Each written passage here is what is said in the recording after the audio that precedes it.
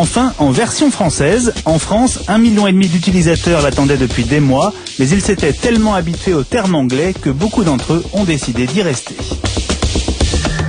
Après New York et Londres, les flash mobs gagnent Paris et deviennent les freeze mobs. C'était le week-end dernier au Trocadéro. 1 millier de volontaires se sont passé le mot sur Internet pour se retrouver devant la Tour Eiffel et rester 5 minutes immobiles, figés, statufiés. Objectif, faire du buzz et dénoncer la frénésie du monde moderne. Et ce n'est même pas la peine de leur demander l'heure. Le site s'appelle fuzz.fr, le blog s'appelle Presse Citron, mais c'est son créateur, Éric Dupin, qui se voit pressé comme un citron. Pour un simple lien publié sur Fuzz, il se voit réclamer 35 000 € de dommages et intérêts par l'avocat d'un acteur français célèbre et qui cherche à faire taire la rumeur d'une liaison.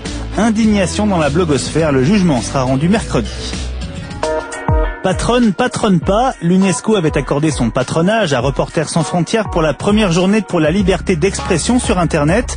24 heures contre la censure, mais mardi, à la veille de la campagne, l'UNESCO a retiré son patronage. RSF évoque des pressions exercées par plusieurs des pays visés et affirme que l'agence de l'ONU s'est déculottée. IAM en direct depuis Le Caire au pied des pyramides, c'était l'événement vendredi, un concert qui ne pouvait être suivi que sur le web et sur un téléphone mobile, à condition de supporter quelques sautes d'images et de son.